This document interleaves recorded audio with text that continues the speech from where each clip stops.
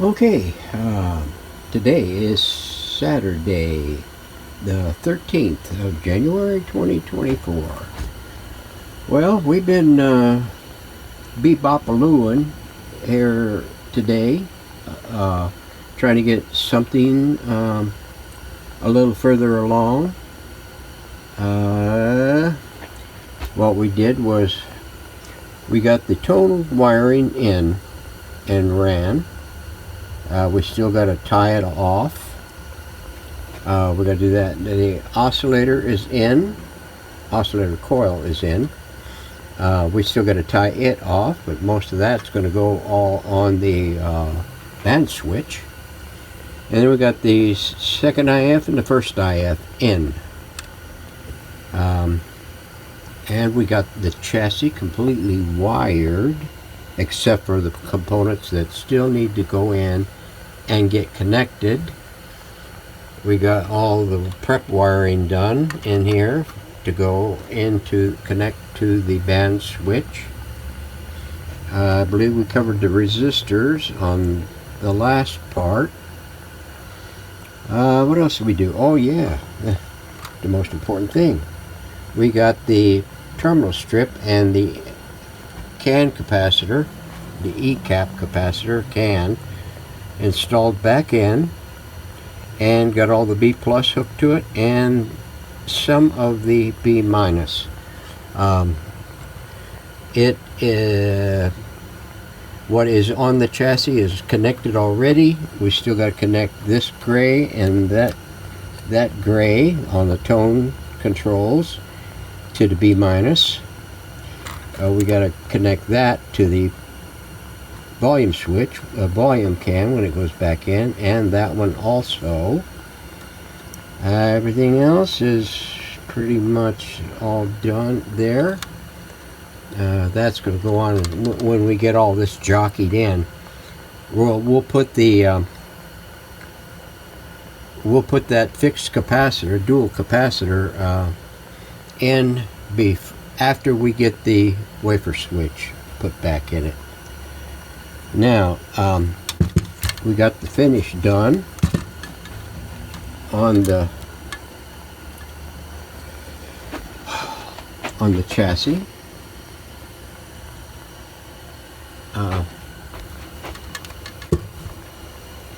Yeah, there's the back side. Got the cans refinished, scrubbed up, buffed up, and scrubbed up, and got the decaling back on it so that we know what these are.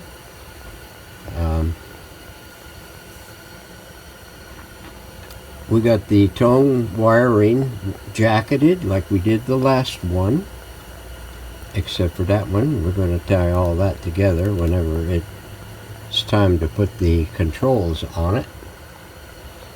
Let's see, what else were we doing? Well, we got the let me get my chongy here and this and that.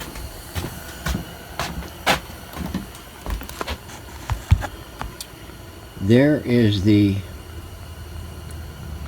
transformer, power transformer, ready to go back, and it's typical oil rubbed bronze metallic. Here is the dust cover for the band switch.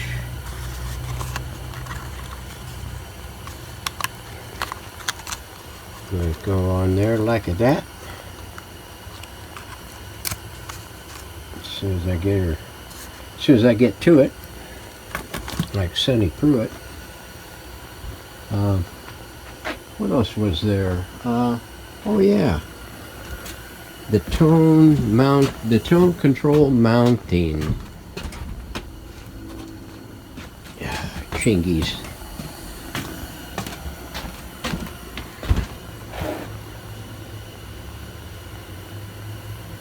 those are ready for prime time. Hopefully I don't get them scratched before I need to put them on. So yeah. So we're going to be doing a little bit of the makeup work here in the next couple of days. I'm not sure if I'm going to be doing it. It was 18 degrees out this morning at 6 o'clock. I don't mind telling you that is dang cold. At least in these parts.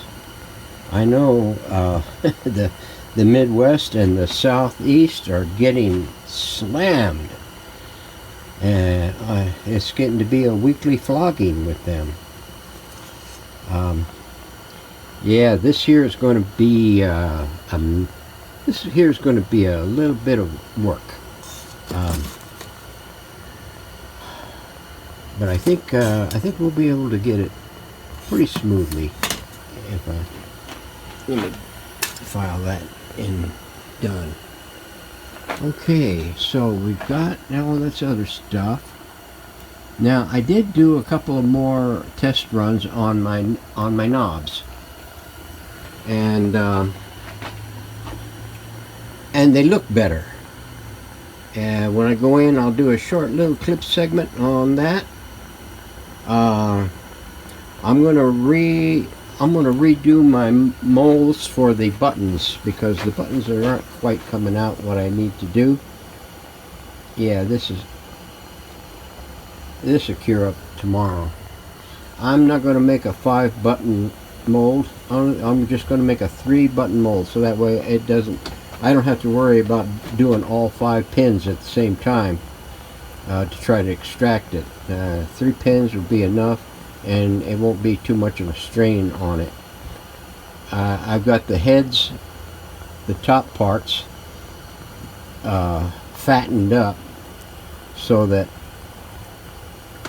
yeah, let's see if I can get this done here without shaking up the world. That air has got the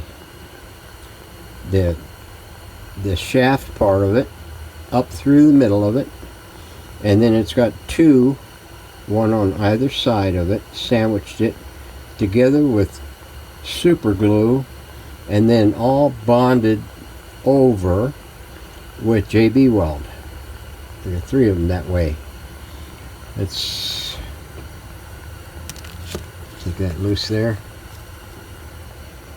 That's what's going to be sticking down into the lower half of the mold. So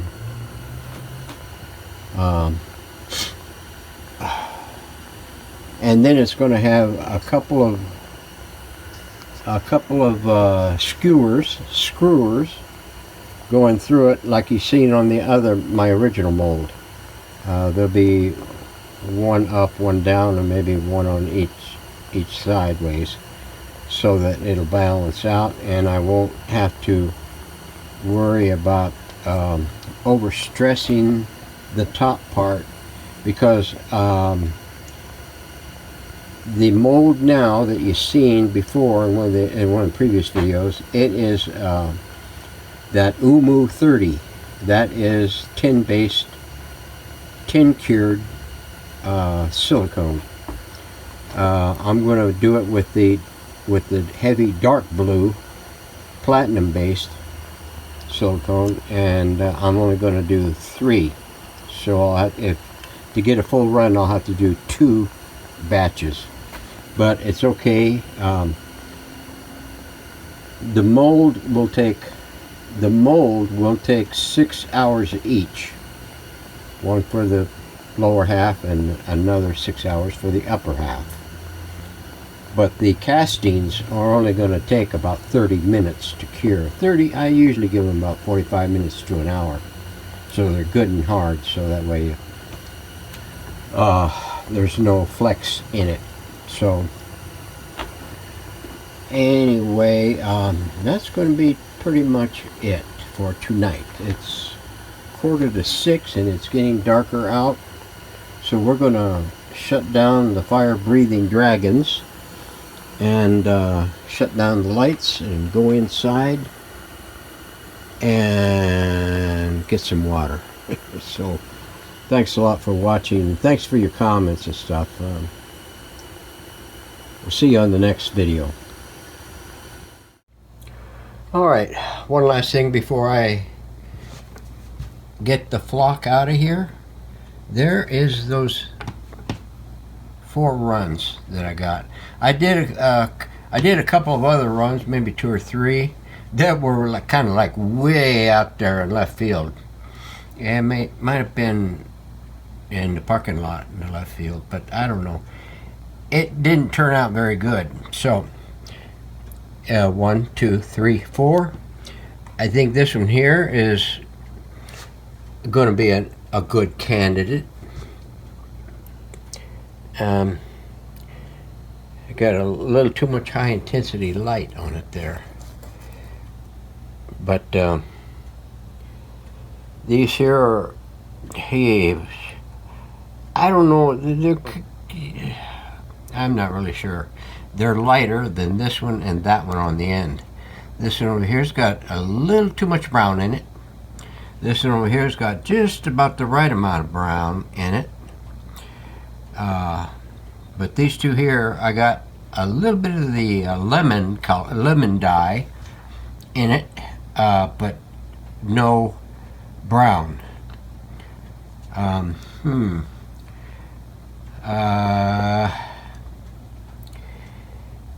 We're going to try something else later. I got a fresh batch of a casting material, casting resin, that we're gonna experiment a little bit more. I'm just doing these right now to dial them in, and then we're gonna do a whole batch. Knobs, buttons, and whatever. So anyway, you guys have a good weekend. We'll see you next week. Have a good one.